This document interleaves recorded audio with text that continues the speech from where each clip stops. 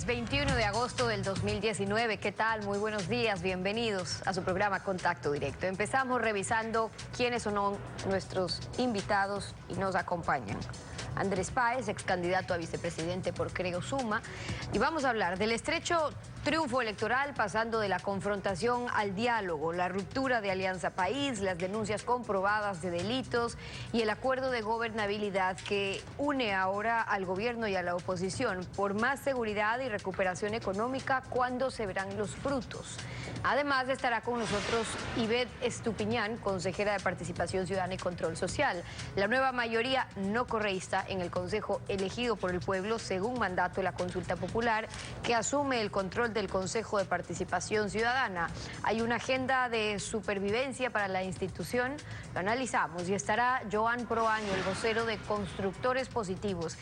En lo que va del 2019, más de medio año ya, en los indicadores de reservas de viviendas, créditos hipotecarios, aporte de la construcción al PIB, el panorama es preocupante.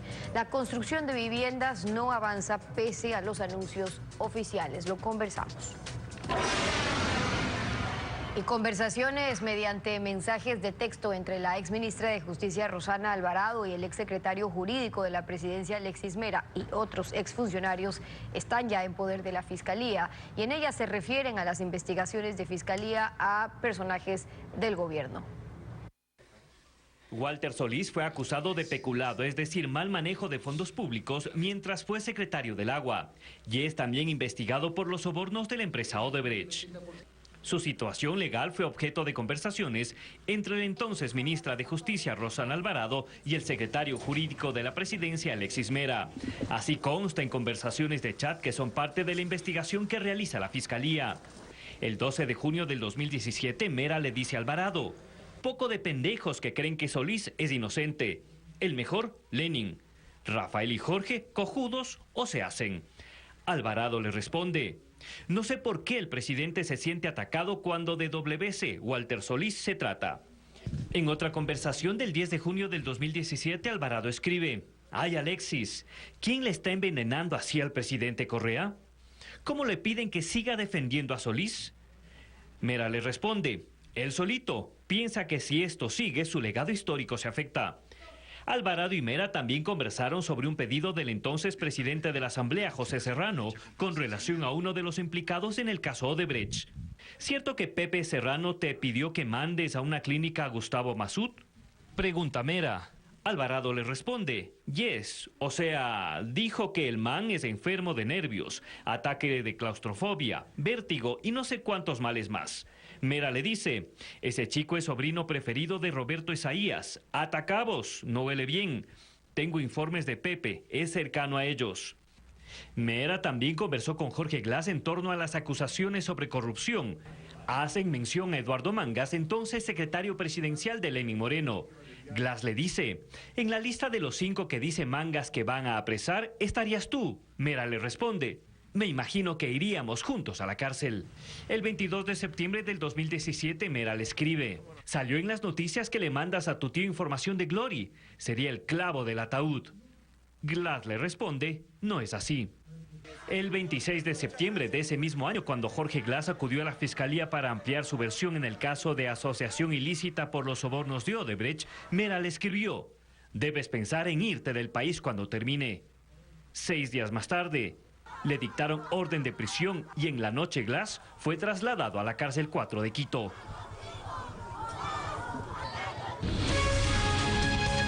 La actualidad, los protagonistas, el análisis y la información en Contacto Directo.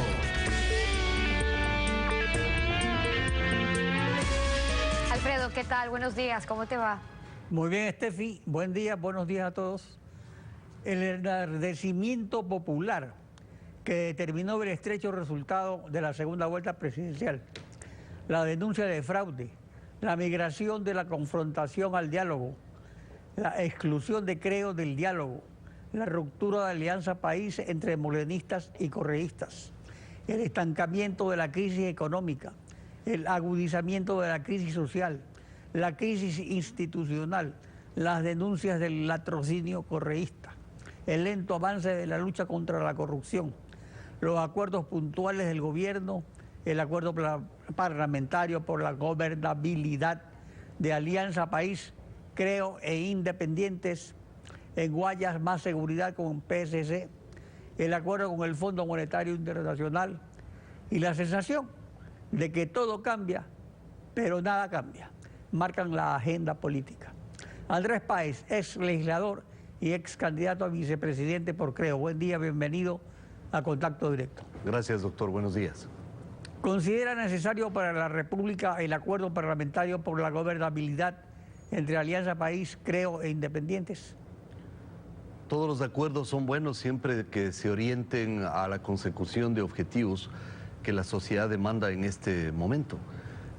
Por ejemplo, el tema de esclarecer toda esta ola de denuncias de corrupción que se han presentado en el país, pero fundamentalmente para atender las necesidades primarias de la gente. Lo que más le importa a la gente es poder parar la olla todos los días, es tener la posibilidad de educar a sus hijos, de llenar la refrigeradora, de tener cómo transportar a sus hijos hasta la escuela y que no se vayan con la barriga vacía. Hacia eso deben orientarse los acuerdos y no a un bla, bla, bla indefinido que no tiene ningún resultado concreto. La Asamblea Nacional se ha convertido en una institución caótica, en donde hay comisiones que no sesionan y en donde se aprueba todavía el día del tamarindo, en lugar de aprobar las reformas en seguridad ciudadana para castigar severamente a los delincuentes que se ríen en la cara de todos los ecuatorianos portando armas de grueso calibre y atacando a la gente honrada y trabajadora. El país está patas arriba. Los panaderos tienen rejas en sus locales, en las tiendas de abarrotes rejas, en las ferreterías rejas, en todos los negocios rejas, en las farmacias rejas. El país está al revés, la gente honrada y trabajadora está detrás de las rejas y los pillos, los delincuentes, los ladrones, los zampones están felices en las calles. Hay que invertir esto. Para eso se necesitan acuerdos políticos, para trabajar en lo cotidiano, en las necesidades más emergentes de la gente, y yo no veo que eso esté sucediendo. Parece que continúan con la misma tónica anterior. Por ejemplo, se está discutiendo un proyecto de ley sobre el abuso sexual a las mascotas, mientras ocurre todo lo que usted dice. Es increíble, es algo alucinante. Ahora, la inseguridad ciudadana ha crecido a niveles alarmantes, especialmente en Guayaquil. ¿Mejorará la situación o al gobierno se le quita un peso de encima si es que no hay reformas legales con el acuerdo Más Seguridad entre la alcaldesa y ex candidata presidencial Cintia Viteri y la ministra de Gobierno María Paula Romo? Pueden haber un montón de acuerdos y ojalá hayan acuerdos en función de la seguridad, pero aquí lo fundamental es demoler el sistema de justicia. Mientras tengamos fiscales que dicen delante del ratero que ha sido arrestado que sí, claro, tiene la billetera, pero yo no le vi meter la mano en el bolsillo a esa persona, así que váyase nomás libre y no pasa nada. Mientras hayan jueces que siguen jugando a la impunidad de los delincuentes, mientras hayan leyes contemplativas con la delincuencia por una falsa interpretación del garantismo, ya vamos 12 años de leyes a favor de la delincuencia. Mientras eso exista, podrán firmar 200 o 300 acuerdos que aquí en el Ecuador no pasa nada. Aquí hay que tirar a la basura el sistema de justicia que ha sido el gran cómplice de la delincuencia. Hay que volver a edificar una nueva justicia, salvando por supuesto a gente honrada, que sí existe en la función judicial, algunos jueces, algunos fiscales, que son la excepción. El resto están corroídos, están cooptados por la delincuencia y por el crimen organizado. Si es que no se hace una demolición total del sistema de justicia, el Ecuador no va a salir adelante. Si es que no se reforma el Código Integral Penal, el país va a seguir en el fango de la impunidad con la delincuencia. Y esa es una medida urgente que tiene que convocar a todos los ecuatorianos y a todos los estamentos de la sociedad, porque no se puede seguir con una normativa diseñada para favorecer a la delincuencia y dejar en la indefensión a los ciudadanos comunes. El caso Arroz Verde, hoy llamado por la Fiscalía Sobornos 2012-2016, inicialmente fue un caso de abuso en el gasto electoral por el Estado candidato. Después ha revelado una organización criminal más amplia, que cubrió incluso la metida de mano en la justicia. ¿El caso se agota en la Administración de Justicia o debe proyectarse reformas a la ley de elecciones también? Es una excelente investigación que tiene que ver con los aportes para la campaña electoral. Y creo que merece todo el esfuerzo de la Fiscalía para que se esclarezca. Pero sí quiero decir que lo que se robó la peligrosa banda criminal dirigida por Rafael Correa son 70.000 millones de dólares. Es decir, hay una cantidad incuantificable de dinero que todavía no ha sido investigada. ¿Dónde está ese dinero? Esa es la gran pregunta. Pues en las empresas que no han rendido cooperación eficaz. Hay quienes se sienten satisfechos con que Odebrecht haya hecho una cooperación eficaz. Y yo digo, bueno, aprovechen de esa cooperación eficaz, porque con esa cooperación eficaz se le metió a la cárcel a Glass y están 4 o 5 miembros de la banda de Correa en la cárcel. Pero, ¿y el resto de empresas? ¿Qué pasó con la cooperación eficaz de Sinohydro, la constructora del proyecto hidroeléctrico más grande del correísmo? ¿Qué pasó con las otras empresas? La empresa rusa, aquella involucrada en el proyecto Pilatón Toachi. ¿Dónde están las otras empresas brasileras que contrataron con el Estado ecuatoriano? Hay por lo menos 50 empresas que tuvieron enormes y millonarios contratos con el Estado ecuatoriano. Hacia allá hay que apuntar. Hay que exigir que haya cooperación eficaz de esas empresas para que digan a quién entregaron el dinero. ¿Cuánto entregaron? ¿En dónde entregaron? ¿En qué condiciones entregaron? Porque de esa manera se va a poder tener al menos la esperanza de que se recuperará el dinero. Lo que la gente demanda es que se recupere el dinero de la corrupción, porque no hay una recuperación de ese gran latrocinio cometido en el correísmo. Y para eso se necesita sentar en el banquillo de la cooperación eficaz a todas estas empresas que fueron las grandes contratistas del correísmo para que digan a quién y cuánto entregaron. Pero mientras tanto sigue corriendo el tiempo y falta apenas 6 meses para las elecciones, para hacer reformas legales que se apliquen en las próximas elecciones. ¿Y qué puede ocurrir si no se cambia ese sistema? Puede ocurrir que los 70.000 millones que usted dice que se han robado, y es verdad, que seguramente la cifra puede ser que no sea precisa, pero es esa magnitud. El pueblo no tiene conciencia de que esa suma de dinero existe, jamás la ha visto ni 10.000 dólares. Viven sobre el piso de tierra. ¿Qué va a pasar en las próximas elecciones? Ya hemos visto lo que pasó en Argentina. Macri no se cae simplemente por las medidas económicas, sino por ser contemplativo y por culpa de su asesor que le ordenó no confrontar con el crimen organizado finalmente. Entonces, ¿cuándo se harán las reformas y qué propondría usted de reformas electorales para que el país no tenga desagradables sorpresas en el futuro? Primero, van a utilizar gran parte, o por lo menos una parte del gran robo del correísmo en el próximo proceso electoral, como lo hicieron ya en la campaña seccional para varias dignidades. En segundo lugar, se necesita un gran acuerdo de todas las organizaciones políticas para exigir que el sistema informático del Consejo Nacional Electoral sea reemplazado por otro, por un sistema que no sea aquel que lo impuso Correa con la complicidad de Juan Pablo Pozo. Tiene que haber un sistema informático que garantice la transparencia de las elecciones, porque que gane el que más votos obtenga en las urnas, no el que más presiones ejerza sobre la mesa, como ya sucedió en abril del año 2017. Y en tercer lugar, hay que también echarle una mirada a las autoridades del Consejo Nacional Electoral. Han pintado el país entero con el dinero robado a los ecuatorianos, un montón de paredes a favor del correísmo, y resulta que la autoridad electoral no hace absolutamente nada. Ese Consejo... Pero la autoridad electoral ahora no es del país. La autoridad electoral ahora están representantes de CREO, de la Alianza País, de Pachacutic, de la Izquierda Democrática, de los independientes. O sea, es el sistema antiguo, y es lo mismo entonces. Excepción hecha de Pita y de Verde Soto, el resto del Consejo Nacional Electoral es un verdadero desastre. Y creo que hay que echarle una mirada a esos otros 3 vocales que verdaderamente, aunque en su origen no es el correísmo, al menos en el caso de dos de ellos, Cabrera y Atamaínt. La otra señora Acero, esa sí es correísta y a ultranza y a muerte.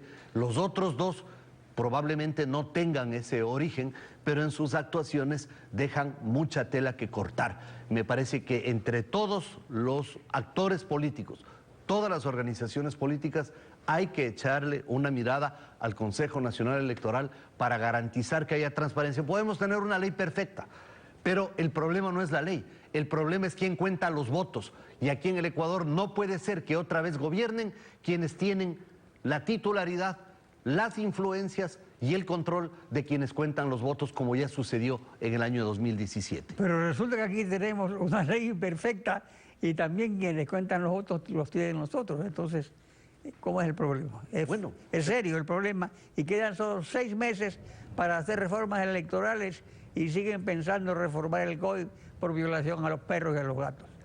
Ahora, usted fue candidato independiente a vicepresidente en la fórmula presidencial de Creo, fue afiliado y director de la Izquierda Democrática durante mucho tiempo, partido que ha vuelto a renacer.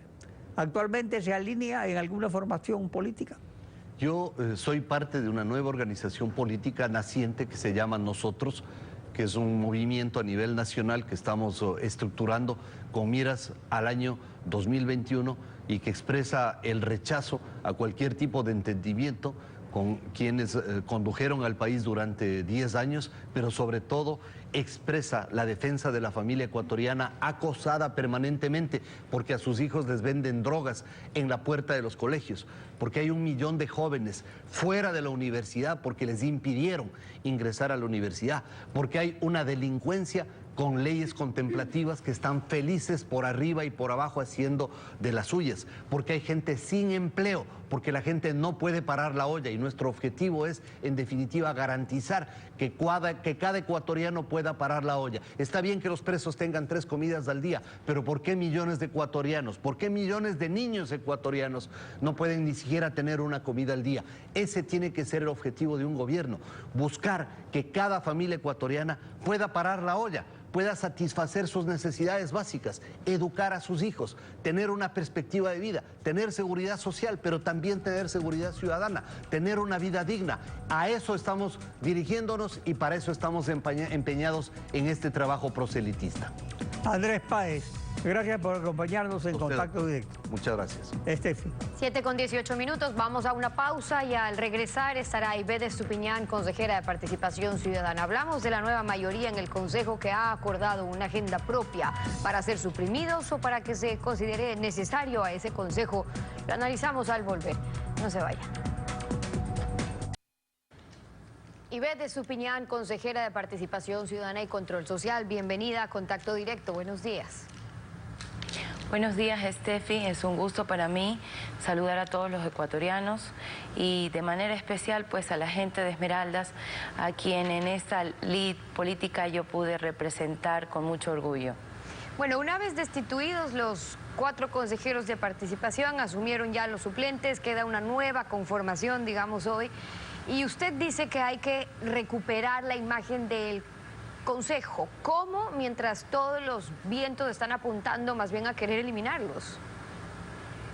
Bueno, es importante que los ecuatorianos conozcamos que el Consejo de Participación Ciudadana no es únicamente la designación de autoridades.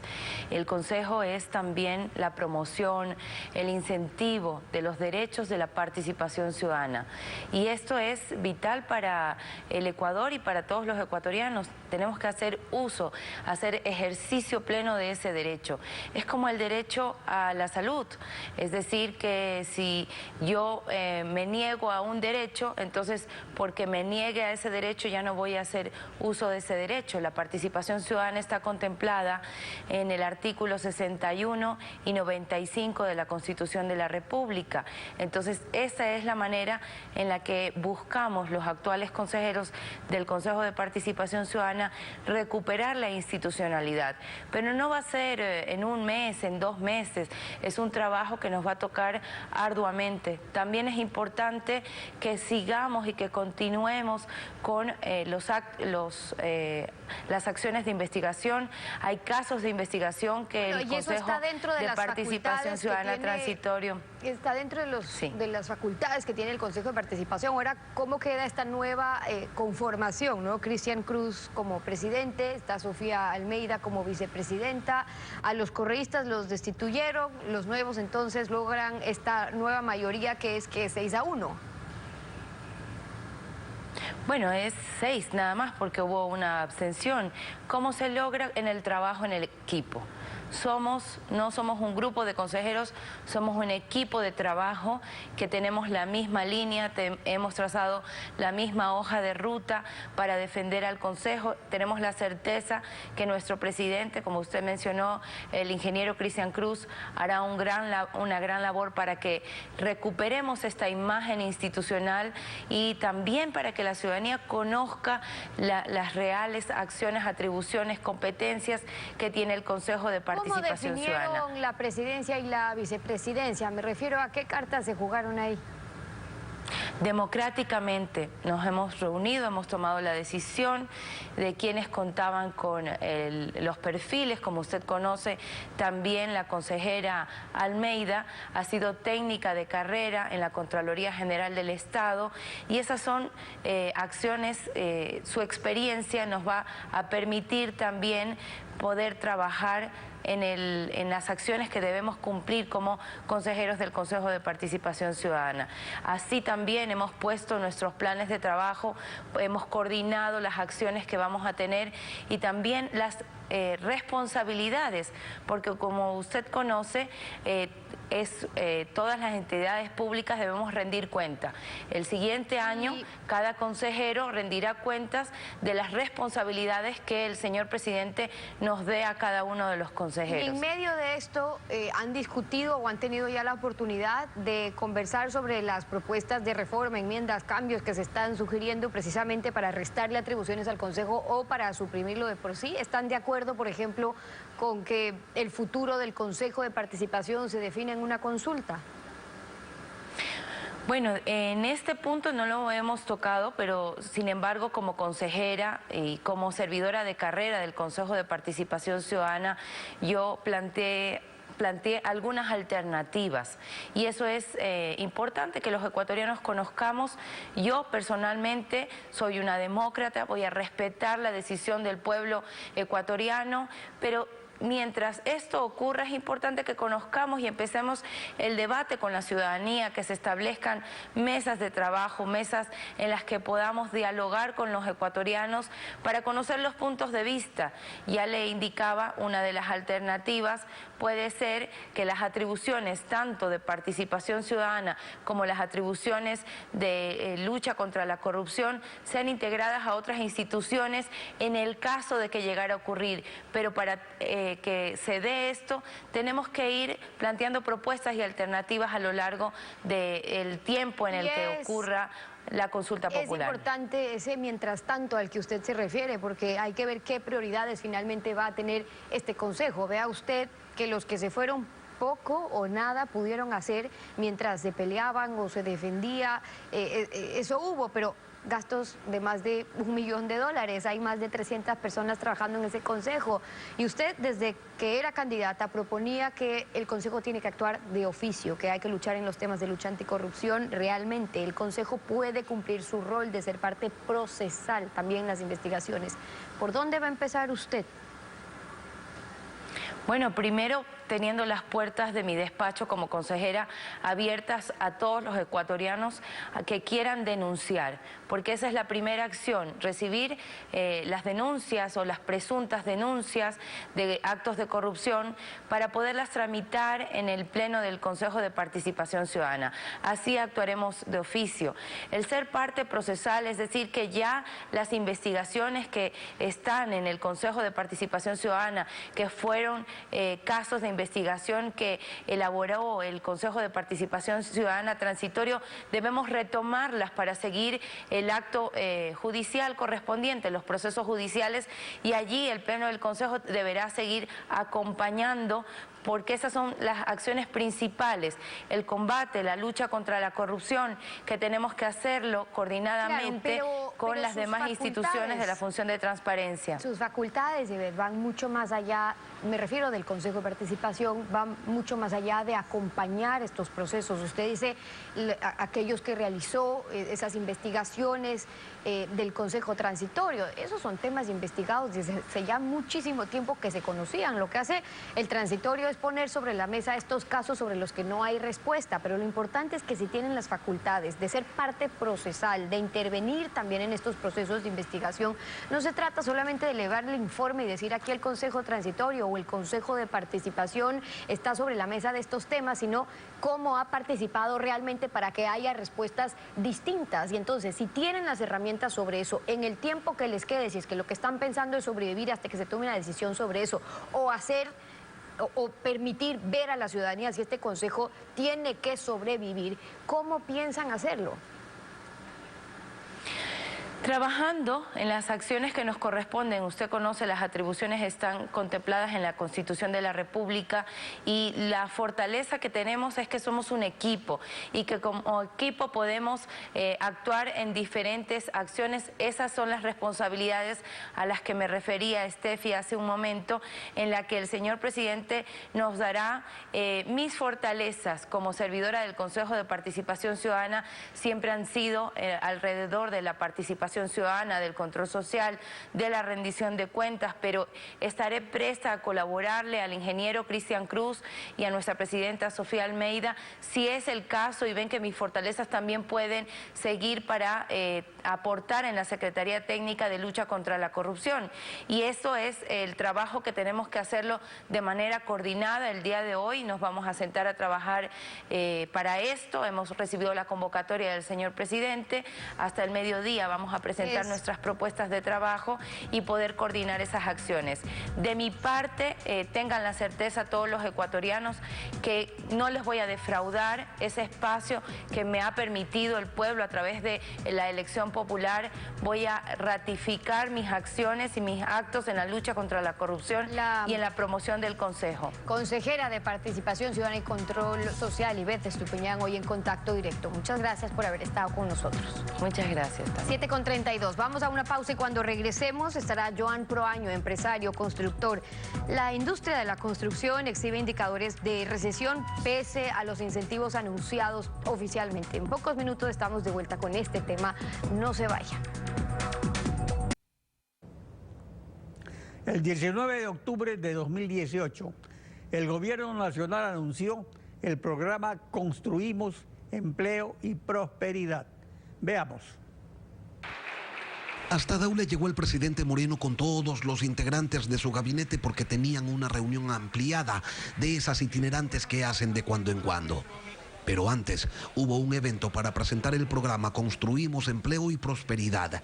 Allí se afirmó que el régimen, a través de la banca pública, colocará 2.750 millones de dólares en el sector de la construcción y que eso va a redundar en la generación de 107.000 puestos de trabajo. Queremos presentarles este programa Construimos Empleo y Prosperidad, que es un portafolio de créditos de 2.750 millones de dólares para apoyar al sector constructor a través de 6 líneas. Hicieron énfasis particularmente en los incentivos que a los constructores les otorgará la Ley de Fomento Productivo y que con el reglamento que se emitirá ya mismo la cosa quedará aún más clara. En los próximos días tendremos listo el reglamento a la Ley de Fomento Productivo, que entre otras cosas aclara de norma adecuada la implementación para exonerar de impuesto a la renta a los fondos, sociedades de inversión y proyectos que inviertan y personas que inviertan en proyectos inmobiliarios. Joan Proaño, vocero de Constructores Positivos. Buen día, bienvenido a Contacto Directo. Muy buenos días, muchísimas gracias por la invitación. ¿A quiénes agrupa Constructores Positivos? Constructores Positivos es un clúster de la construcción que agrupa tanto a constructores, promotores inmobiliarios, proveedores, profesionales y gremios que son parte del encadenamiento productivo del sector de la construcción. El programa Construimos Empleo y Prosperidad, ¿ha funcionado? El programa tiene muy buenas intenciones. Lastimosamente, recién se está materializando y recién los fondos para los fideicomisos de la vivienda de interés público se están en este mes recién poniendo en los bancos. Entonces, ¿qué es lo que ha pasado? Desde octubre del 2018 hasta esta fecha no ha habido una real ejecución de este programa, son 10 especialmente meses en lo de que es la atrás. vivienda de interés público. Así es. Entonces, nosotros, ¿qué es lo que estamos solicitando? Una mayor celeridad en la ejecución de las políticas públicas, que si bien es cierto, son muy ventajosas y en los decretos aparece muy bien, luego se demoran demasiado tiempo en materializarse. Aparte de eso, específicamente este decreto, el decreto 681 que materializó el anuncio de octubre del 2019, de octubre del 2018, recién entró en vigencia en abril, el 4 de abril, y dejó por fuera absolutamente a todos los proyectos que habían sido aprobados antes del 4 de abril. Tiene una transitoria que necesita y debe ser cambiada para que todos los hogares puedan tener acceso a la tasa de interés subsidiada que se propone en los mencionados decretos. Sobre préstamos hipotecarios del BIES, ¿qué reporte del mercado en 2019 y qué nos trae las decisiones del gobierno del día de ayer? Bueno, así como nosotros criticamos la falta de celeridad en la ejecución de los programas, nosotros tenemos que felicitar al gobierno por la decisión del día de ayer.